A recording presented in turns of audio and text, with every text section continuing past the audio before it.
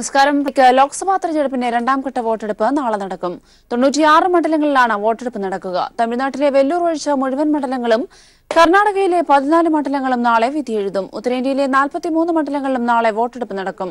DMK സ്ഥാനാർത്ഥിയുടെ ഓഫീസിൽ നിന്നും 12 കോടിയോളം രൂപ പിടിച്ചെടുത്തതിനെ തുടർന്നാണ് വെല്ലൂർ മണ്ഡലത്തിലെ വോട്ടെടുപ്പ് മാറ്റിവെച്ചത്. തമിഴ്നാട്, കർണാടക, മഹാരാഷ്ട്ര, ഉത്തർപ്രദേശ്, ഛത്തീസ്ഗഡ്, ജമ്മു കശ്മീർ, വടക്കുകിഴക്കൻ സംസ്ഥാനങ്ങളായ അസം, ഒഡീഷ, മണിപ്പൂർ, ത്രിപുര, പശ്ചിമബംഗാൾ, ബീഹാർ എന്നിവയ്ക്ക് പുറമെ പുതുച്ചേരിയിലുമാണ് നാളെ വോട്ടെടുപ്പ് നടക്കുക. അസം, ബീഹാർ, ഒഡീഷ എന്നീ സംസ്ഥാനങ്ങളിലെ 5 മണ്ഡലങ്ങളിൽ വീതമാണ് വോട്ടെടുപ്പ്. 2014-ൽ NDAയ്ക്ക് 31 സീറ്റും UPIക്ക് 16 സീറ്റുമായിരുന്നു ലഭിച്ചിരുന്നത്. എന്നാൽ ഇത്തവണ 96 മണ്ഡലങ്ങളിൽ കർണാടക മാത്രമാണ് NDAയ്ക്ക് കൂടുതൽ പ്രതീക്ഷയുള്ള സംസ്ഥാനം. അസമിൽ കരീംഗഞ്ച് മണ്ഡലം ഒഴിച്ച് മറ്റ് 4 മണ്ഡലങ്ങളിലും പോരാട്ടം നടക്കുന്നത് BJPയും കോൺഗ്രസും തമ്മിലാണ്. സിൽച്ചറിൽ സിറ്റിംഗ് MPയും കോൺഗ്രസ് നേതാവുമായ സുസ്മിത ദേവാണ് മത്സരിക്കുന്നത്. അതേസമയം കരീംഗഞ്ചിൽ കോൺഗ്രസും BJPയും AIUDFും തമ്മിലുള്ള ശക്തമായ ത്രികോണ മത്സരമാണ് നടക്കുക. പൗരത്വ ബിൽ തന്നെയാണ് ആസാം ഉൾപ്പെടെയുള്ള സംസ്ഥാനങ്ങളിലെ പ്രധാന വിഷയം. ത്രിപുര ഈസ്റ്റിലും പശ്ചിമബംഗാളിലെ 3 മണ്ഡലങ്ങളിലും വോട്ടെടുപ്പുണ്ട്. ത്രിപുരയിലും പശ്ചിമബംഗാളിലും ആദ്യഘട്ട വോട്ടെടുപ്പിൽ വ്യാപക അട്ടിമറി നടന്നെന്ന ആരോപണവും ശക്തമാണ്. ത്രിപുരയിലെ 464 ബൂത്തുകളിൽ റീപോളിംഗ് ആവശ്യപ്പെട്ട് CPIM തന്നെ രംഗത്തുവരികയും ചെയ്തിട്ടുണ്ട്. ഉത്തർപ്രദേശിൽ വോട്ടെടുപ്പ് നടക്കുന്ന 8 മണ്ഡലങ്ങൾ BSP നേതാവ് മായാവതിക്ക് നിർണായകമാണ്. ദളിത്, മുസ്ലിം, ഗുജ്ജർ, ജാട്ട് വിഭാഗങ്ങൾക്ക് മേൽക്കൈയുള്ള മണ്ഡലങ്ങളാണ് ഈ 8 BSP-SP സഖ്യം BJPക്ക് ഉയർത്തുന്നത് കനത്ത വെല്ലുവിളി കൂടിയാണ്.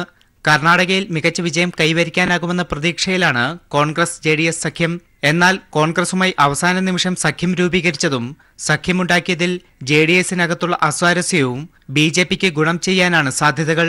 അതേസമയം തമിഴ്നാട്ടിലെ വെല്ലൂർ ഒഴിച്ച് മുഴുവൻ മണ്ഡലങ്ങളിലും തെരഞ്ഞെടുപ്പ് നടക്കുന്നുണ്ട്. DMK സ്ഥാനാർത്ഥി കദിർ ആനന്ദിന്റെ ഓഫീസിൽ നിന്നും 12 കോടിയോളം രൂപ ആദായനികുതി വകുപ്പ് പിടിച്ചെടുത്തതിനെ തുടർന്നാണ് വെല്ലൂരിലെ വോട്ടെടുപ്പ് മാറ്റിവെച്ചത്. News bureau, Delhi. തെരഞ്ഞെടുപ്പിന് കേവലം 5 ദിവസങ്ങൾ മാത്രം. ചിട്ടയായ പ്രചരണത്തിലൂടെ തെരഞ്ഞെടുപ്പിൽ വ്യക്തമായ മേൽക്കൈ നേടിയെന്നാണ് LDFന്റെ വിലയിരുത്തൽ. രാഹുൽ തരംഗം കേരളത്തിലുണ്ടാകുമെന്നാണ് UDFന്റെ പ്രതീക്ഷ. ആചാര സംരക്ഷകർക്കൊപ്പം കേരളം നിലകൊള്ളുമെന്നാണ് BJPയുടെ കണക്കുകൂട്ടൽ. തെരഞ്ഞെടുപ്പിന് ഇനി 6 ദിവസം മാത്രം ബാക്കി നിൽക്കെ അതിശക്തമായ പ്രചരണമാണ് മുന്നണികളും സ്ഥാനാർത്ഥികളും നടത്തുന്നത്. സ്ഥാനാർത്ഥികളെ ആദ്യം പ്രഖ്യാപിച്ച് LDFന് പ്രചരണ രംഗത്ത് മേൽക്കൈ നേടാനായി. എല്ലാ മണ്ഡലത്തിലും 3ലേറെ തവണ എല്ലാ ബൂത്തിലും സ്ഥാനാർത്ഥിയെ നേരിട്ടെത്തിക്കാൻ കഴിഞ്ഞു എന്നത് LDFന് നേട്ടമാണ്. വീടുകൾ കയറിയുള്ള വോട്ടഭ്യർത്ഥനയിലും കുടുംബയോഗങ്ങളിലും LDFനാണ് മുൻതൂക്കം. 5ലേറെ തവണ ഓരോ വീടും സന്ദർശിച്ചു എന്നതും വീടുകൾക്ക് ചുമതലക്കാരെ നിശ്ചയിച്ചു നൽകിയും LDFന്റെ തെരഞ്ഞെടുപ്പ് പ്രവർത്തനം ചിട്ടയായി മുന്നോട്ട് കുതിക്കുന്നു. എന്നാൽ രാഹുൽ ഗാന്ധിയുടെ വയനാട് സ്ഥാനാർത്ഥിത്വത്തോടെ കേരളം മുഴുവൻ തരംഗമുണ്ടായി എന്നതാണ് കോൺഗ്രസിന്റെ അവകാശവാദം. വിവിധ മാധ്യമങ്ങൾ പുറത്തുവിട്ട സർവേ ഫലങ്ങൾ UDFന് ആത്മവിശ്വാസം നൽകുന്നു.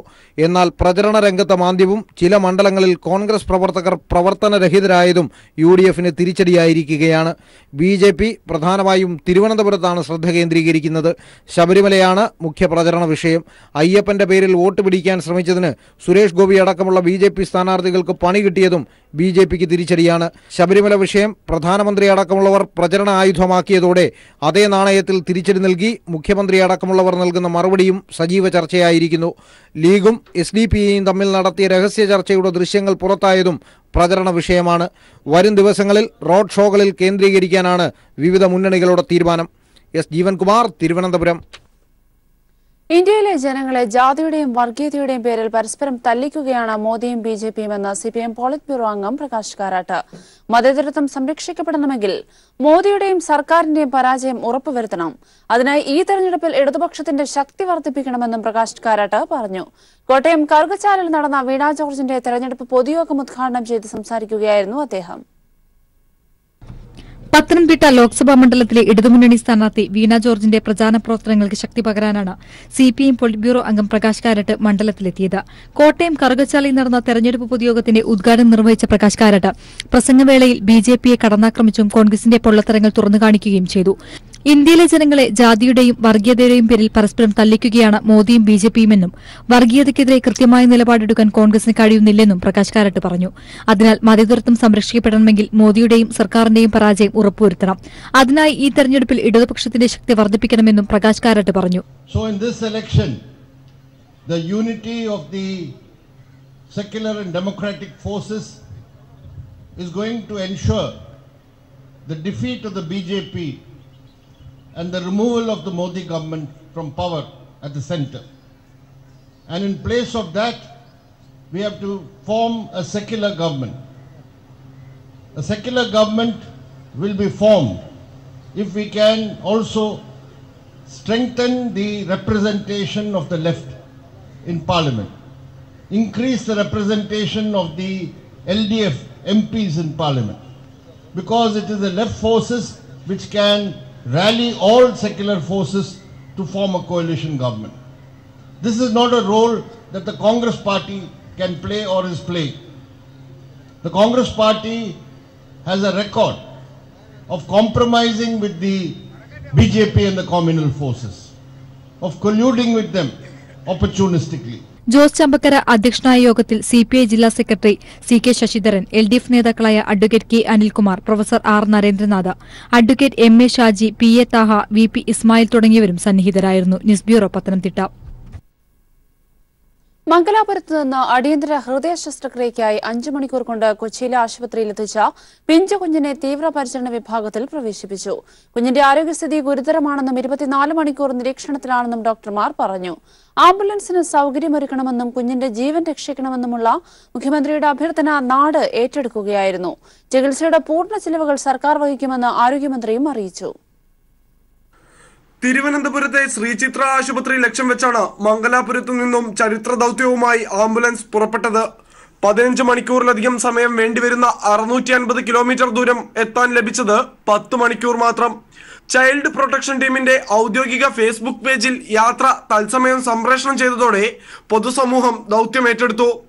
ആവശ്യമായ സഹായമൊരുക്കണമെന്ന അഭ്യർത്ഥനയുമായി മുഖ്യമന്ത്രിയും സോഷ്യൽ മീഡിയയിലെത്തി. ജനങ്ങൾ പോലീസിനോട് ചേർന്ന് പ്രവർത്തിച്ചു. ഹൃദ്യം പദ്ധതിയിൽ ഉൾപ്പെടുത്തി കുഞ്ഞിന്റെ ചികിത്സ സർക്കാർ ഏറ്റെടുക്കുമെന്നും ആവശ്യമായ ചികിത്സ കൊച്ചിയിലെ സ്വകാര്യ ആശുപത്രിയിൽ ഒരുക്കുമെന്നും ആരോഗ്യമന്ത്രി വാഗ്ദാനം ചെയ്തു. തുടർന്ന് കുഞ്ഞിന്റെ രക്ഷിതാക്കളുടെ സമ്മതത്തോടെ കുഞ്ഞിനെ കൊച്ചിയിലെ സ്വകാര്യ ആശുപത്രിയിൽ പ്രവേശിപ്പിച്ചു. കാസർഗോഡ് സ്വദേശി ഹസനാണ് മിന്നുന്ന വേഗത്തിൽ കുഞ്ഞു ഹൃദയവുമായി കുതിച്ചെത്തിയത്. എല്ലാവരും സപ്പോർട്ടും കൊണ്ട് എഴുത്തിപ്പെട്ട് ഡിപ്പാർട്ട്മെന്റ് വകയായിട്ട് എല്ലാ സൗകര്യങ്ങളും എത്തി തന്നിട്ടുണ്ട്. അതുപോലെ നാട്ടുകാരും അതുപോലെ തീർച്ചയായിട്ടും പോലീസിന്റെ സഹായങ്ങൾ ഞങ്ങൾക്ക് കിട്ടിയിട്ടുണ്ട്. എസ്കോർട്ട് കിട്ടിയിട്ടുണ്ട്. കാസർഗോഡ് സ്വദേശികളായ സാനിയ മിത്ത ദമ്പതികളുടെ 15 ദിവസം മാത്രം പ്രായമുള്ള പെൺകുഞ്ഞിന്റെ ആരോഗ്യനില മോശമാണെന്ന് ഡോക്ടർ പറഞ്ഞു. ഹൃദയത്തിൽ ഗുരുതരമായ പ്രശ്നങ്ങൾ ഉള്ളതിനാൽ 24 മണിക്കൂർ നിരീക്ഷണം നടത്തിയ ശേഷം മാത്രമേ മറ്റ് ചികിത്സാ നടപടികളെ കുറിച്ച് പറയാനാകൂ എന്നും അദ്ദേഹം വ്യക്തമാക്കി. Baby is a 15-day-old baby who has been received from Mangalore with a critical and complex congenital heart disease that has affected the baby since the baby was born. The baby has a hole in the heart called ventricular septal defect. Along with that, the baby also has a severe narrowing of a vessel that supplies the body called aorta. സർക്കാരും സർക്കാർ സംവിധാനങ്ങളും ജനങ്ങളും ഒരു മനസ്സോടെ കൈകോർത്തപ്പോൾ ലാഭിച്ചത് വിലപ്പെട്ട ഏതാനും മണിക്കൂറുകളായിരുന്നു. ഇനിയുള്ള മണിക്കൂറുകളിൽ കുഞ്ഞിന്റെ ആരോഗ്യം തിരിച്ചെടുക്കാനുള്ള കരുതലും പ്രാർത്ഥനയിലുമാകും മലയാള നാട്. കൊച്ചിയിലെ അമൃത ആശുപത്രിയിൽ നിന്നും വിഷ്ണുപ്രസാദ്. മംഗലാപുരത്ത് നിന്നും കുഞ്ഞിനെ കൊച്ചിയിലെത്തിച്ച ആംബുലൻസ് ഡ്രൈവറാണ് ഇപ്പോൾ സമൂഹമാധ്യമങ്ങളിലെ താരം. ചുരുങ്ങിയ സമയം കൊണ്ട് കുഞ്ഞുമായി ആംബുലൻസ് കൊച്ചിയിലെത്തിച്ചത് കാസർഗോഡ് സ്വദേശി ഹസനാണ്. ഹസന്റെ രണ്ടാമത്തെ ദൌത്യമാണിത്. 400-ലധികം കിലോമീറ്റർ പിന്നിട്ടത് 5 മണിക്കൂർ 20 മിനിറ്റിനുള്ളിൽ. കാസർഗോഡ് ഉദുമ സ്വദേശി ഹസനെ താരമാക്കിയത് ഈ വേഗതയാണ്. 15 ദിവസം മാത്രം പ്രായമുള്ള കുഞ്ഞുമായി മംഗലാപുരത്തു നിന്നും തിരുവനന്തപുരത്തേക്ക് പുറപ്പെട്ട ഹസൻ ഇടയ്ക്ക് വെച്ച് ലഭിച്ച നിർദ്ദേശത്തെ തുടർന്ന് ആംബുലൻസ് കൊച്ചിയിലെ സ്വകാര്യ ആശുപത്രിയിൽ എത്തിക്കുകയായിരുന്നു. രാവിലെ 10:30യോടെയാണ് 15 ദിവസം മാത്രം പ്രായമുള്ള പെൺകുഞ്ഞുമായി ഹസൻ കേരളത്തിന്റെ മാറിലൂടെ കുതിച്ചത്. യാത്ര സോഷ്യൽ മീഡിയയിൽ തത്സമയം നൽകിയതോടെ സമൂഹ മാധ്യമങ്ങൾ അതിന്റെ കരുത്തു കാണിച്ചു. മണിക്കൂറുകളോളം ഗതാഗതക്കുരുക്കുണ്ടാവാറുള്ള പല ടൗണുകളും ആംബുലൻസിന് വഴിയൊരുക്കി കാത്തുകിടന്നു. പോലീസിനൊപ്പം പൊതുജനവും കൈകോർത്തതോടെ ഹസന്റെ മിന്നുന്ന വേഗത്തിന് മുന്നിൽ 400 കിലോമീറ്റർ വെറും അക്കങ്ങളായി മാറി. ജന്മനാ ഹൃദയത്തിന് തകരാറുള്ള കാസർഗോഡ് സ്വദേശികളായ ദമ്പതികളുടെ പെൺകുഞ്ഞിന് കൂട്ടായി മുഖ്യമന്ത്രിയും സർക്കാർ സംവിധാനങ്ങളും പൊതുജനവും ഉണർന്നു പ്രവർത്തിച്ചു.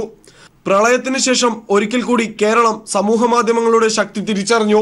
ഇത് ഹസൻ ഏറ്റെടുക്കുന്ന രണ്ടാമത്തെ ദൗത്യമാണ്. 8 വർഷമായി ആംബുലൻസ് ഡ്രൈവറായി ജോലി ചെയ്യുന്ന ഉദുമ സ്വദേശി ഹസൻ മുൻപ് കണ്ണൂരിൽ നിന്നും ഒരു കുഞ്ഞുമായി തിരുവനന്തപുരത്തേക്ക് വിജയകരമായി കുതിച്ചെത്തിയിട്ടുണ്ട്. News bureau, Kochi. പത്തനംതിട്ടയിൽ കോൺഗ്രസ് അധ്യക്ഷൻ രാഹുൽ ഗാന്ധി നടത്തിയ പ്രസംഗം പരിഭാഷപ്പെടുത്തിയ മുതിർന്ന നേതാവ് പി.ജെ. കുര്യന് വ്യാപക വിമർശനം. ആർഎസ്എസിനെയും ബിജെപിയുമാണ് നാം നേരിടുന്നതെന്ന് രാഹുൽ ഇംഗ്ലീഷിൽ പറഞ്ഞപ്പോൾ കുര്യൻ അത് നാം നേരിടുന്നത് മാർക്സിസ്റ്റ് പാർട്ടിയെയും ബിജെപിയും എന്ന് തർജ്ജമ ചെയ്തു. പ്രസംഗത്തിന്റെ തുടക്കം മുതൽ തന്നെ പിഴവുകളും നാക്കുപിഴവും കുര്യന്റെ തർജ്ജമയിൽ ഇടം പിടിച്ചു. കേരളത്തിലെ കോൺഗ്രസ് നേതാക്കളുടെ ഇടതുപക്ഷ വിരോധം വ്യക്തമാക്കുന്നതായിരുന്നു പി.ജെ. കുര്യന്റെ പരിഭാഷ.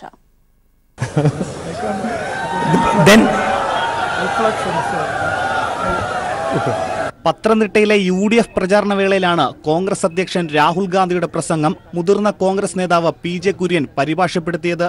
എന്നാൽ രാഹുലിന്റെ വാക്കുകളുടെ ഉദ്ദേശശുദ്ധിയെ തന്നെ ചോദ്യം ചെയ്യുന്ന രീതിയിലുള്ള കുര്യന്റെ പരിഭാഷയ്ക്കെതിരെ വലിയ വിമർശനങ്ങളാണ് ഉയർന്നുവരുന്നത്.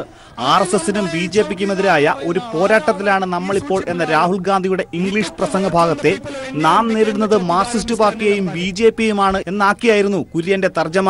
RSS എന്നതിനെ പി.ജെ. കുര്യൻ മാർക്സിസ്റ്റ് പാർട്ടി എന്നാക്കി തർജ്ജമ ചെയ്തതിൽ വലിയ വിമർശനങ്ങളാണ് ഉയർന്നുവരുന്നത്. We are currently involved in a fight with the RSS BJP. നമ്മള് മാർക്സിസ്റ്റ് പാർട്ടിയും BJPയുമായിട്ട് ഒരു തികഞ്ഞ കടുത്ത മത്സരത്തിലാണ്. കേരളത്തിൽ CPIMനെതിരെ തിരഞ്ഞെടുപ്പ് പ്രചാരണ വേളയിൽ സംസാരിക്കാത്ത രാഹുൽ ഗാന്ധി ഇന്ന് രാവിലെ പത്തനാപുരത്ത് സംസാരിച്ചപ്പോഴും CPIMനെതിരെ ഒരു ഘട്ടത്തിൽ പോലും വിമർശിച്ചില്ല എന്നിരിക്കെയാണ് പി.ജെ. കുര്യൻ രാഹുലിന്റെ വാക്കുകളെ തെറ്റായി തർജ്ജമ ചെയ്തത്. പ്രധാനമന്ത്രി ഘട്ടം ഘട്ടമായി പല പദ്ധതികളും വാഗ്ദാനം നൽകുന്നുണ്ട് എന്നത് പ്രധാനമന്ത്രി പടിപടിയായി പല പദ്ധതികളും നടപ്പിലാക്കുന്നുണ്ട് എന്നാക്കിയായിരുന്നു കുര്യന്റെ മറ്റൊരു തർജ്ജമ. പരിഭാഷയിൽ തുടക്കം മുതൽ പലയിടത്തും വലിയ പിഴവുകളും നാക്കുപിഴയും കുര്യന്റെ തർജ്ജമയിൽ ഇടം പിടിച്ചു. News bureau, Pathanamthitta. DMK നേതാവ് കനിമൊഴിയുടെ വീട്ടിൽ ആദായനികുതി വകുപ്പ് റെയ്ഡ് നടത്തുന്നു. തൂത്തുക്കുടിയിലെ വീട്ടിലാണ് റെയ്ഡ് നടക്കുന്നത്. കനിമൊഴിയുടെ വീടിന് മുന്നിൽ DMK പ്രവർത്തകർ പ്രതിഷേധം സംഘടിപ്പിക്കുന്നുണ്ട്. റെയ്ഡിന് പിന്നിൽ നരേന്ദ്രമോദിയാണെന്ന് MK സ്റ്റാലിൻ ആരോപിച്ചു. അതേസമയം തമിഴ്നാട്ടിലെ വെല്ലൂർ മണ്ഡലത്തിൽ മറ്റന്നാൾ നടത്താനിരുന്ന വോട്ടെടുപ്പ് മാറ്റിവെച്ചു. DMK സ്ഥാനാർത്ഥി കതിർ ആനന്ദിന്റെ ഓഫീസിൽ നിന്നും 12 കോടിയോളം രൂപ ആദായനികുതി വകുപ്പ് പിടിച്ചെടുത്തിരുന്നു. വെല്ലൂർ തെരഞ്ഞെടുപ്പ് ഓഫീസർ കേന്ദ്ര തെരഞ്ഞെടുപ്പ് കമ്മീഷന് റിപ്പോർട്ട് നൽകിയിരുന്നു. ഇതിന്റെ അടിസ്ഥാനത്തിൽ തെരഞ്ഞെടുപ്പ് റദ്ദാക്കണമെന്നാവശ്യപ്പെട്ട കമ്മീഷൻ രാഷ്ട്രപതിക്ക് നൽകിയ കത്തിന്റെ അടിസ്ഥാനത്തിലാണ് നടപടി. നാമനിർദ്ദേശ പത്രികയിൽ തെറ്റായ വിവരങ്ങൾ നൽകിയതിന് കതിർ ആനന്ദിനെതിരെ ജനാധിപത്യ നിയമപ്രകാരം നേരത്തെ കേസെടുത്തിരുന്നു.